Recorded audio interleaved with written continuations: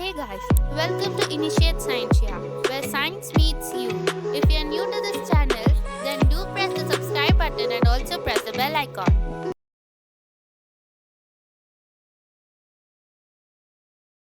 Democracy has lost its meaning in India, or democracy in India is a success or a failure. Introduction. What is democracy? Practiced in India since ages present, democracy based on the West. Discrepancies that have crept in due to divisive caste and creed feelings. Discrepancies on account of religious fundamentalism. The reason for the above conclusion need for a relook. Democracy, as rightly defined by Abraham Lincoln, is government of the people, for the people, and by the people. Thus, the people have a major stake in the functioning of the government, which is a major reason for the system of government thriving in the world. Such a form of government is bound to succeed as it owes its strength to the popular support of the people. India is in fact one of the largest democratic countries in the world, a fact in which we pride ourselves. Is our pride justified? This form of government is nothing new to us. In fact, it is in our ethos. The form of collective decision making practiced in Gram Panchayats dates back to times immemorial when democratic practices were unheard of in the world. However, with our becoming independent, the architects of our constitution laid out the foundations of a truly democratic and secular country. They rightly visualized that a country as large as India, with a vast multitude of caste, creed, and religion, could only thrive in a democracy setup where the aspiration of the people could be effectively reflected. Keeping this in mind, they framed our constitution, which has adopted all the good facts of the American and British constitution.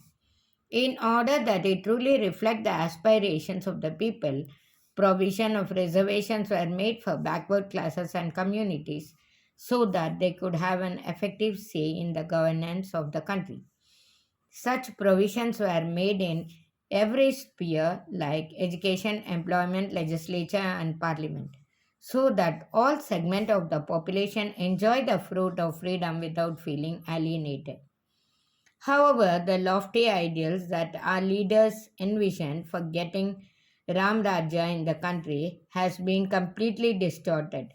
Instead of ensuring that the backward and downtrodden classes are brought into the mainstream, our political parties have, in their own vested interest, divided the community on caste and creed lines so as to feather their own nest. Thus, we have parties championing the interest of different castes and communities to the detriment of the national cause. Contrary to the secular tenets of our constitution, we have seen a distinct rise in religious fundamentalism in the country. This is another ploy to gain power by exploiting the religious feeling of the people. It portends a very dangerous future for us.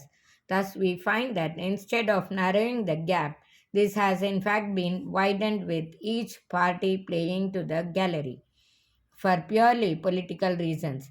The people are being treated as vote banks, and all political and administrative decisions are taken after considering the effect of the same on the vote bank.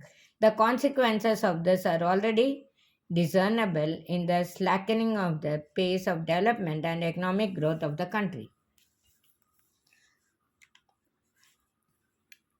Someone has rightly said the people get the government they deserve. This applies to us too. The dismally low level of education and the correspondingly great disparity in their economic growth make such people gullible to the mechanization of crafty politicians who have their own axe to grind. Such people act as fodder on which the ambitions of politicians thrive.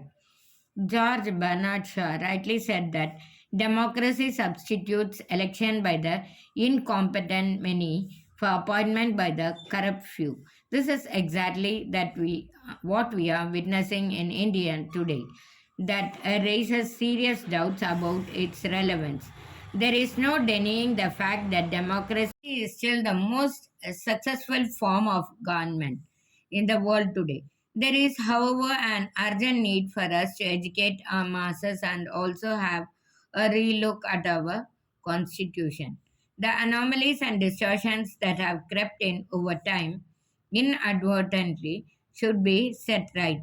This is of crucial importance if we really want democracy and succeed in India. For as Abraham Lincoln rightly said, you can fool all the people some of the time and some of the people all the time, but you cannot fool all the people all the time. Hit the subscribe button and also press the bell icon to get instant updates of the video that we post. Thank you.